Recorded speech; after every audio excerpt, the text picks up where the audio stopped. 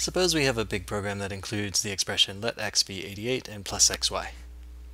For this expression to make sense, y must be bound in the surrounding context somewhere. That's fine.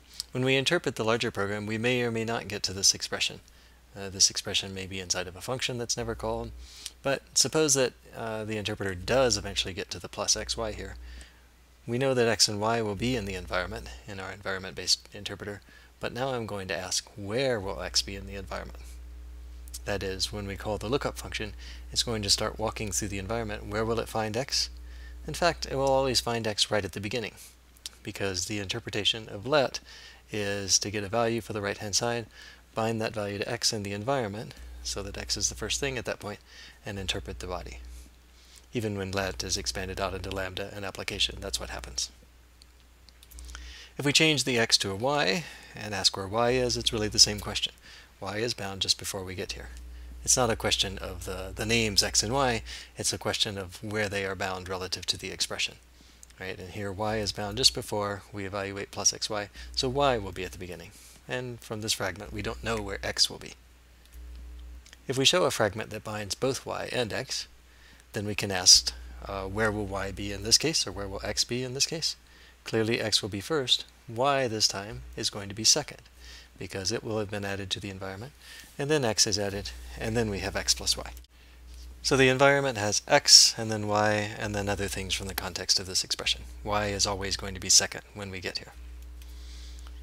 I've changed the program a little bit now, so that I have y and x, and I have x plus y underneath the times.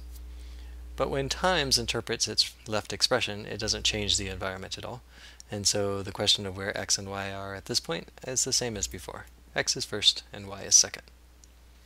As we look for where x is going to be in the environment, we should only look at things like let and lambda that bind identifiers, and we can ignore things like times.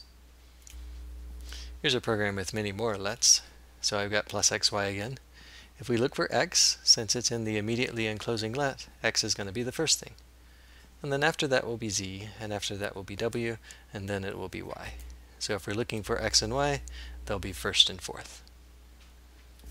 Here's an example with even more lets. In particular, we have let x be 0 right around the x, and then we have a let z be something that involves another let. But keep in mind the way that let works is first it evaluates its right-hand side. In the process of evaluating the right-hand side, q will be added to the environment, and then we'll get an answer 9 back. Then z is bound to 9 in the environment that was the same as we started with let. That is, we've forgotten the environment that we extended in the nested recursive call.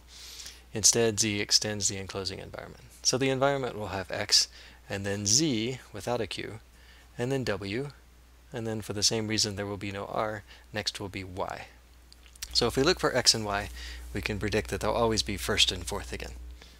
So we need to look for lets when we're trying to figure out where x and y will be in the environment, but only lets where the expression we're looking at is somewhere in the body of the let, and not outside the body of the let, which would be the case for this let or this other let.